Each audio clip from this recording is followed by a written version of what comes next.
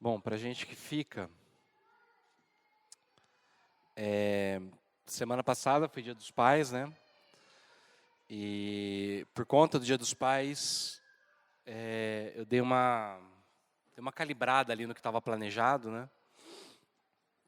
A ideia era falar mais para os homens, como no Dia das Mães a gente falou mais para as mulheres, né? Voltado para as mulheres, chamando pastoras. Mas eu decidi pegar esse tema da paternidade mesmo, que é uma coisa que pega muito, né, nos nossos dias. E então, meio que reconfigurei ali a série de mensagens. Então, é Paternidade Redimida. Semana passada a gente olhou para a vida de Davi, como um estudo de caso, de um homem que... Davi foi um grande rei, um grande líder, mas foi um pai extremamente ausente e permissivo. E aí a gente olhou então na história da família dele, né? O que essa permissividade, o que essa ausência desse pai causou na família, quase que destruiu o próprio reino, né? Mas mesmo assim Deus foi misericordioso, entrou na vida de Davi mais uma vez e restaurou de certa forma, né, a casa dele que ele quase destruiu por conta de ser esse pai ausente. E eu sei que nem todo mundo é pai, mas todo mundo teve um pai. Ou não. Isso também é um problema, né? Então, por isso que a gente quer olhar então para esse tema. A ideia não tem a pretensão nenhuma aqui, sabe, de resolver anos de trauma, não é isso. Longe disso. Eu sei que pode ser até um gatilho meio doloroso, como eu falei semana passada, mas eu também acho que assim, a gente guardar essas feridas num armário, né, esconder elas não ajuda. A gente precisa trazer isso à luz. E eu creio de coração, gente, creio mesmo, que esse ambiente aqui, quando a gente se junta em torno da palavra, com o coração aberto, isso é um lugar de cura. É um lugar onde o Espírito Santo pode ministrar, pode sarar. Não vai resolver anos de trauma, você precisa sim fazer uma terapia, né? Mas eu acho que é um pontapé inicial, é um lugar onde Deus começa a mexer algumas coisas que muitas vezes a gente não quer olhar. Então, nos próximos 2 domingos agora, esse domingo e o próximo, a gente vai continuar olhando para esse tema da paternidade. E agora eu vou pegar outros 2 estudos de caso. Eu vou falar de um pai com sua filha nesse domingo, e no domingo que vem a gente vai falar um pai e seu filho, né? Então a gente vai aprofundar um pouco mais. O que esse relacionamento pai e filha, e pai e filho, o que ele causa nas pessoas. Então hoje a gente vai olhar para a passagem da cura da filha de Jairo e da mulher com fluxo de sangue. Então está aí no boletim de vocês, a gente vai olhar para o texto de Marcos, capítulo 5, do 21 ao 43. Marcos 5, de 21 ao 43. Carol, você pode fazer essa leitura? Pode ser? Jesus voltou para o lado oeste do lago, e muitas pessoas foram se encontrar com ele na praia. Um homem chamado Jairo, chefe da sinagoga, foi e se jogou aos pés de Jesus, pedindo com muita insistência: "A minha filha está morrendo. Venha comigo e ponha as mãos sobre ela para que sare e viva." E Jesus foi com ele. Uma grande multidão foi junto e o apertava de todos os lados. Chegou ali uma mulher que fazia 12 anos que estava com uma hemorragia. Havia gastado tudo o que tinha, tratando-se com muitos médicos. Estes a fizeram sofrer muito, mas em vez de melhorar, ela havia piorado cada vez mais. Ela havia escutado falar de Jesus, então entrou no meio da multidão e, chegando por trás dele, tocou na sua capa, pois pensava assim: se eu apenas tocar na capa dele, ficarei curada. Logo, o sangue parou de escorrer, e ela teve certeza de que estava curada. No mesmo instante, Jesus sentiu que dele havia saído o poder. Então virou-se no meio da multidão e perguntou: "Quem foi que tocou na minha capa?" Os discípulos responderam: "O Senhor está vendo como esta gente o está apertando de todos os lados, e ainda pergunta isso?" Mas Jesus ficou olhando em volta para ver quem tinha feito aquilo. Então a mulher, sabendo o que lhe havia acontecido, atirou-se aos pés dele, tremendo de medo, e contou tudo. E Jesus disse: "Minha filha, você sarou porque teve fé. Vá em paz. Você está livre do seu sofrimento." Jesus ainda estava falando quando chegaram alguns empregados da casa de Jairo e disseram: "Seu Jairo, a menina já morreu. Não aborreça mais o mestre." Mas Jesus não se importou com a notícia e disse a Jairo: "Não tenha medo, tenha fé." Jesus deixou que fossem com ele Pedro e os irmãos Tiago e João, e ninguém mais. Quando entraram na casa de Jairo, Jesus encontrou ali uma confusão geral, com todos chorando alto e gritando. Então ele disse: "Por que tanto choro e tanta confusão? A menina não morreu, ela está dormindo." Então eles começaram a caçoar dele. Mas Jesus mandou que todos saíssem e, junto com os 3 discípulos e os pais da menina, entrou no quarto onde ela estava. Pegou-a pela mão e disse: Talitá cumi. Isso quer dizer: menina, eu digo a você, levante-se. No mesmo instante, a menina que tinha 12 anos levantou-se e começou a andar. E todos ficaram muito admirados. Então Jesus ordenou que de jeito nenhum espalhassem a notícia dessa cura e mandou que dessem comida à menina. Esta é a palavra de Deus. Vamos orar mais uma vez? Pai, tua palavra foi lida. Teu Espírito nos ilumina, Deus, coração e mente, para a gente entender o que o Senhor tem para nós nessa manhã. Em nome de Jesus, amém. Gente, quero olhar para 4 momentos dessa história. Primeiro a gente vai falar o pai presente de uma menina doente. Depois o pai ausente de uma mulher doente. Aí Jesus e a mulher e Jesus e a menina. Então, em primeiro lugar, o pai presente de uma menina doente. A minha mãe sempre chorava quando ela contava a história de quando o meu irmão, Lucas, pequeno, com 3 anos de idade mais ou menos, numa viagem com o pessoal da igreja para um congresso da igreja, o Lucas desmaia, tem um tipo de coma lá, que ninguém entendeu direito o que era. Meus pais acharam que ele ia morrer, todo mundo achou que ele ia morrer. Foi bem feio mesmo, assim. E até hoje não descobriram o que ele tinha. Segundo a minha avó paterna, era lombriga. Que diz que subiu, sufocou ele caiu no chão quase morto. E aí, como não achou nenhum diagnóstico, a pediatra falou assim, vamos no diagnóstico da avó, né? Vamos. E aí ficou isso. Eu mesmo, uma vez, quase achei que o João ia morrer, né? Ele tinha 1 aninho só. Primeira vez que eu ia ficar sozinho com ele em casa. E a Nena, tia do Caio, cuidava dele e do Theo. E aí, o João está comigo no carro, a hora que eu estou chegando em casa, o João vomita e apaga. Cara, me deu um desespero, assim, e aí eu batia no rosto dele, assim, ele não acordava e tal, aí foi aquela correria para o hospital. No final, descobrimos que ele, na verdade, tinha ficado desidratado, né? E aí ele meio que desse quase desmaio aí, né? Se você já teve alguma experiência de família parecida, você consegue imaginar a dor que o Jairo sentiu nessa hora, a dor e desespero dele, de um pai olhando e vendo, achando que vai perder o filho, a filha, né? Verso 22, um homem chamado Jairo, chefe da sinagoga, foi e se jogou aos pés de Jesus, pedindo com muita insistência, a minha filha está morrendo, venha comigo e põe as mãos para que ela sare e viva. A maneira que o evangelista descreve a cena, a gente percebe o desespero dele e a urgência de Jairo, né? E a gente não sabe que doença que essa menina tinha. Na verdade, pouco sabemos a respeito do próprio Jairo. Mas, do pouquinho que a gente sabe, dá para a gente deduzir algumas coisas, né? Então a gente sabe o quê? A gente sabe que o Jairo é o chefe da sinagoga, certo? Eu estava pesquisando essa semana e aí um comentarista bíblico falou assim, explicando o que é o chefe da sinagoga. Falou assim, ó. Jairo era responsável pelos serviços religiosos no centro da cidade no sábado e pela escola e tribunal de justiça durante o restante da semana. Ou seja, a sinagoga, além de ser o lugar de culto no sábado, durante a semana ela ainda era escola, funcionava como escola e tribunal de justiça, e o Jairo era o responsável. Ele supervisionava o culto, cuidava dos rolos da escritura, distribuía ofertas e administrava e cuidava do edifício onde funcionava a sinagoga. Dependendo da cidade que eles estavam, a sinagoga era o centro da cidade, era o lugar mais importante da cidade. O líder da sinagoga era o homem mais importante e respeitado da comunidade. Então, disso, o que a gente pode imaginar?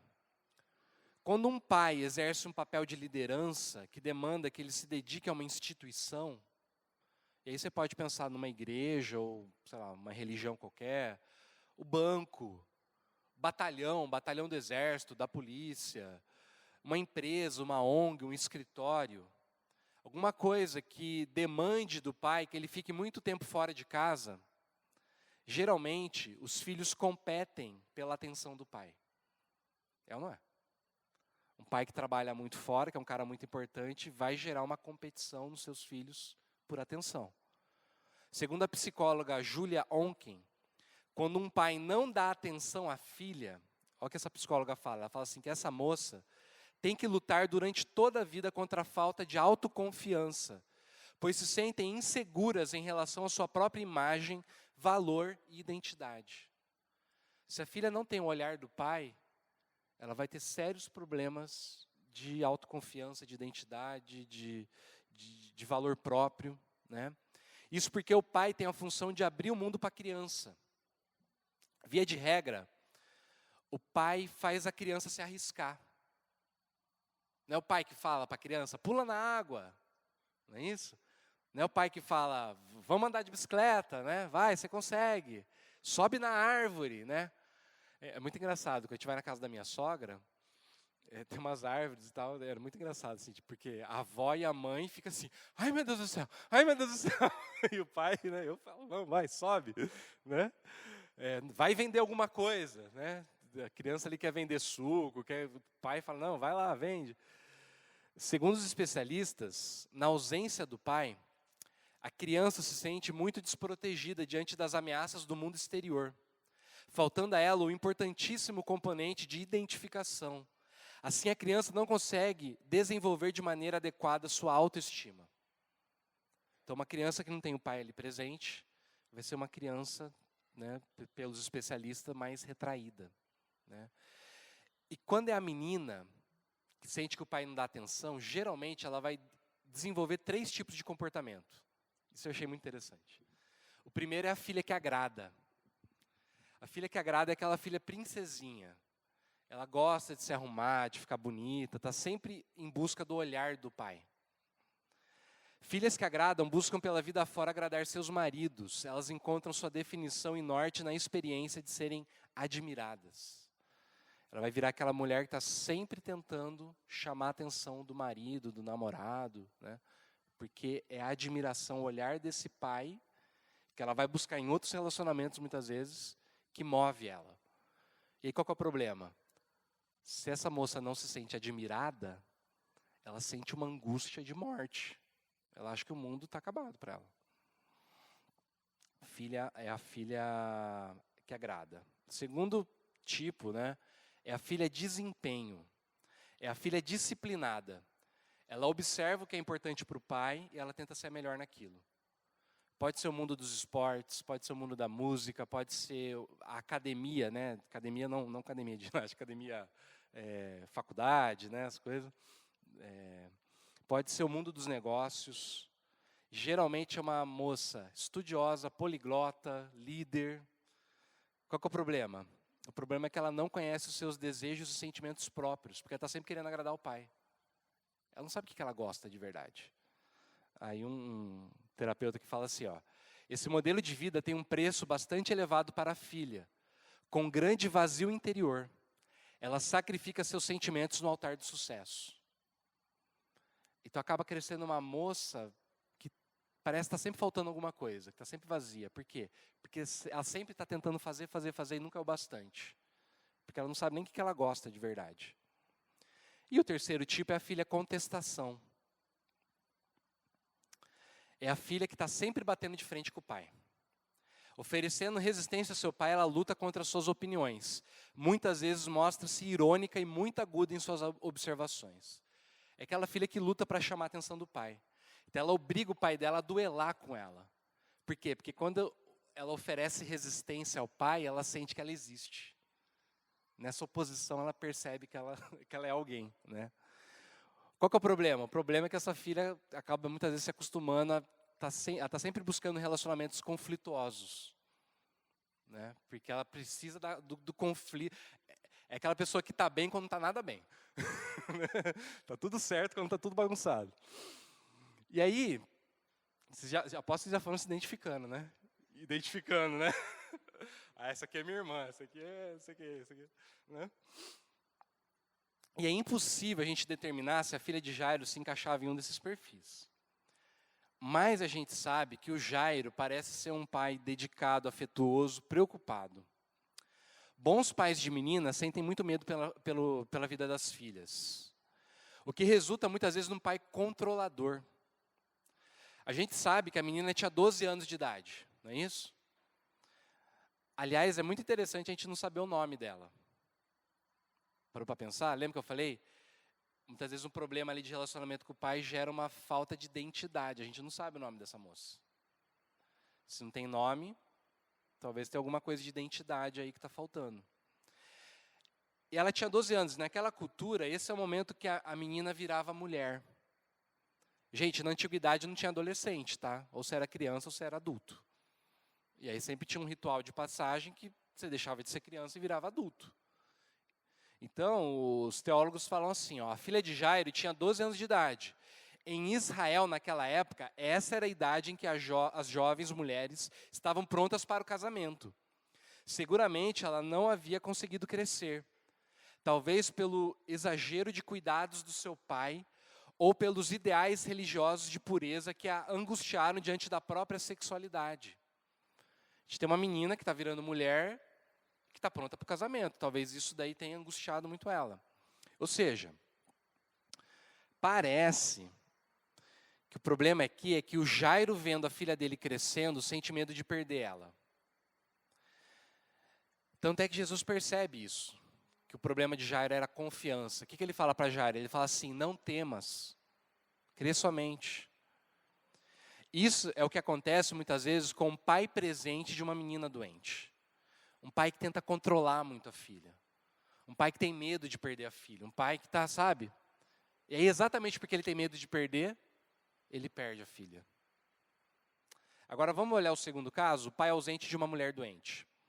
A filha de Jairo tinha 12 anos de idade. A mulher hemorrágica sofria há 12 anos. Vocês acham que é por acaso? Segundo o comentarista bíblico, São Marcos intercalou na história da cura da filha, a cura da mulher que sofria de hemorragia, mostrando assim como a ferida causada pelo pai se expressa numa mulher adulta. No caso da mulher, as figuras mais próximas que ela tem de um pai são os médicos. Por quê? Porque os médicos deveriam cuidar dela. Olha o que diz aí o texto, verso 25. Chegou ali uma mulher que fazia 12 anos que estava com uma hemorragia. Havia gastado tudo que tinha tratando-se com muitos médicos. Estes a fizeram sofrer muito, mas em vez de melhorar, ela havia piorado cada vez mais. Ou seja, a gente pode interpretar esses médicos como se fosse um modelo assim, de um pai ruim, uma paternidade ruim. Ao invés de cuidar e sarar, eles fizeram ela sofrer ainda mais. Eles esvaziaram ela, eles empobreceram ela. Ela gastou tudo que ela possuía. E tem muitos pais que fazem suas filhas sofrerem, vivendo um relacionamento que gera só exaustão, esgotamento e empobrecimento.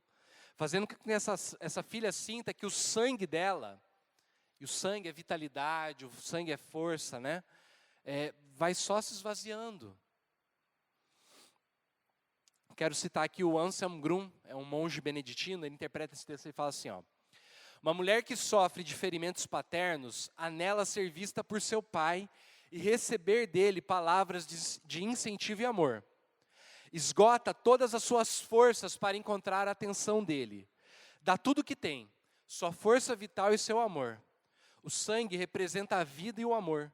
E quanto mais ela se dedica exaustivamente, tanto mais débil vai se tornando a sua vida enquanto mulher.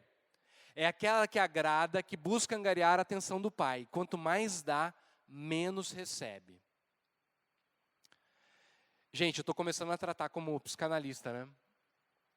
O tanto de mulheres que sofrem com pais alcoólatras, machistas, violentos, assim. Eu não peguei nenhum caso de agressão física, mas agressão psicológica, né? Fazem com que mulheres, elas vivam exatamente isso. Sabe, essa exaustão, se esvaziar, ficar pobre, ficar, né? E aí, essa convivência do pai, desse pai abusivo, né, vamos dizer assim, com a filha, muitas vezes gera esse tipo de tensão emocional, física. E por que eu digo isso? Porque é interessante, a palavra que é usada para descrever a doença da mulher é a palavra que no grego significa flagelo. E flagelo era um instrumento de tortura, um chicote. Chicote que tinha uma ponta de ferro ou com osso, espinho, né, que causava muita dor. Ou seja, essa mulher com hemorragia representa todas as mulheres que vivenciam um relacionamento abusivo com seus pais, ou com a figura paterna, que gera dor, que gera essa exaustão, esse sangrar, sabe, esse se esvaziar. E aí alguém pode falar assim para mim, pô pastor, você está viajando, né? Que viajeira. Não dá para você imaginar tudo isso com esse texto. Mas vamos ver por o jeito que Jesus trata essa mulher? Esse é o meu terceiro ponto, Jesus e a mulher. Como é que Jesus se dirige a essa mulher? Verso 34, como é que ele chama ela? Quem pode ler? Verso 34, o que ele fala? Só isso, só isso. Minha filha. Percebe? Jesus se coloca como o pai substituto dessa moça. Um pai que não esvazia sua filha, que não faz ela sangrar, que não enfraquece ela. Pelo contrário, Jesus se esvaziou da sua glória para que as suas filhas fossem enriquecidas. Ele sangrou, ele ficou fraco para que as filhas sejam fortalecidas e revigoradas. Jesus é um pai que não causa flagelo. Pelo contrário, ele recebeu o flagelo. O chicote, a paulada, a cuspida, os espinhos, o prego, para que as suas filhas fossem curadas da dor. Percebe? Jesus carrega toda a culpa, toda a vergonha, todo o medo, para que essa mulher e toda mulher que se chega até ele, buscando um pai substituto, possa ouvir dele, minha filha, você sarou porque teve fé. Vá em paz, você está livre do seu sofrimento. Percebe? Jesus como pai substituto, ele aponta para a fé que a mulher tinha. E com isso ele permite que ela não fique dependente dele. Ele fala assim, ó, foi a tua fé que te salvou, você é potente. Entendeu? Foi você que conseguiu isso. Não foi aqui minha roupa, sabe? Não foi isso, foi tua fé. Então se levanta, sabe? Jesus transmite confiança para ela, força, coragem. Para quê? Para ela poder se levantar e assumir a própria vida dela nas mãos. Agora, por fim, vamos falar de Jesus e a menina? Jairo foi atrás de Jesus para que ele curasse sua filha. Venha comigo, ponha suas mãos sobre ela para que ela sare e viva. Mas agora, depois do episódio da mulher hemorrágica, chega a notícia que Jairo não queria ouvir. Verso 35. Seu Jairo, a menina já morreu. Não aborreça mais o mestre. O que Jesus faz? Desafia Jairo para que ele não tenha medo, para que ele tenha fé. Então eles chegam até a casa, ouvem o grito das pessoas, o choro, a música fúnebre. Verso 39. Então ele disse, por que tanto choro, tanta confusão? A menina não morreu, ela está dormindo. Então eles começaram a caçoar dele. Mas Jesus mandou que todos saíssem, e junto com os 3 discípulos e os pais da menina, entrou no quarto onde ela estava. Pegou-a pela mão e disse, Talitá cumi. Isso quer dizer, menina, eu te digo, levante-se. O que acontece aqui? Jairo precisa aceitar que, por melhor pai que ele fosse, ele não conseguia controlar toda a vida da filha dele. Tinha coisas que fugiam ao controle dele. Então ele precisa abandonar o medo e confiar a filha dele até Jesus. Por isso que Jesus fala, cara, não tenha medo, confia em mim. Jesus não chega, e é interessante, Jesus não chega para essa moça como um pai substituto. Porque ela tinha um bom pai. Ela não precisava de outro pai. Jesus, na verdade, está tratando do pai dela. Ele fala assim, confia em mim. Eu posso cuidar da tua filha. O que ele faz é segurar ela pela mão e dar uma ordem, levante-se. E aí uma coisa muito interessante, a palavra que Jesus usa para levantar é a mesma palavra, ressurreição. Então tem um teólogo que fala assim, ressurreição. como nos conta essa história de cura, não acontece apenas depois da nossa morte, mas também no transcurso de nossa vida. Sempre que uma pessoa se levanta, põe-se em pé, segue o seu caminho, houve ressurreição. Ela está participando do mistério da ressurreição de Jesus. Para mim, é como se a filha de Jairo precisasse se libertar da simbiose que ela tinha com o pai. O pai era um bom pai, mas era um pai controlador, parece. E aí ela morre para essa vida onde ela era, sabe assim, a menininha, a filhinha do papai. E aí ela ressuscita para uma nova vida. Ao permitir que Jesus seja o mediador da vida da filha, Jairo desfaz esse emaranhado que sufocava a filha. Ela morre para aquela vida onde ela está demasiadamente ligada ao pai e ressuscita para uma nova vida, no qual ela pode colocar-se de pé, e aí, junto com Deus, ela poder sair para o mundo. E o que Jesus faz? Jesus manda dar comida para ela. Por quê? Porque ela precisa aprender a cuidar do próprio corpo dela. Uma mulher que ama seu próprio corpo, que aprende a cuidar de si mesma, recupera a autoestima, a identidade, e aí ela pode sair para a vida. Então, gente, para encerrar, eu não sei com quem que você se identifica nessa história. Talvez você seja como a filha de Jairo, filha de um homem importante, que você sente que você está sempre lutando pela atenção dele. Você sente que ainda não lhe tratam como mulher, mas como menina. E talvez você sinta, sei lá, que teu pai te controla demais. Às vezes até esse pai já morreu e ele ainda continua te controlando. Eu queria orar agora para que você possa sentir Jesus te tomando pela mão, mandando você ficar de pé e falando: vai, filha, ressuscita, se fortalece, vai para a vida. Vamos orar? Feche seus olhos. Pai, eu quero colocar diante do Senhor, ó Deus, essa moça que, tal como a filha de Jairo, precisa ressuscitar para uma nova vida. Talvez ela tenha um bom pai, um pai importante, mas alguém que talvez controla demais, que tem muito medo, ó Deus, que teme pela sua filha, que é um bom pai, ó Pai, quer cuidar dela, mas que também, talvez exageradamente, prende demais essa filha. Que o Senhor possa ajudar essa moça a ressuscitar, meu Pai, a se levantar, ó Deus, a se fortalecer, meu Pai, para que ela viva uma nova vida, fortalecida por Ti, ó Deus, pelo Teu Santo Espírito, ó Pai. Que ela possa viver um novo relacionamento, livre, ó Pai, dessa simbiose com o Pai. Que ela possa viver o trabalho dela, ó Deus, os dons que o Senhor deu para ela, meu Pai, com liberdade, ó Pai. Para que ela possa ser uma mulher, ó Deus, que abençoe esse mundo. É o que eu te peço, ó Pai, fortalece essa mulher, fortalece essa moça. Em nome de Jesus, Senhor. Amém. Talvez você se identifique com a mulher que sofre, a mulher hemorrágica, filha de um pai que só te esvaziou só. Talvez um pai alcoólatra, violento, abusivo.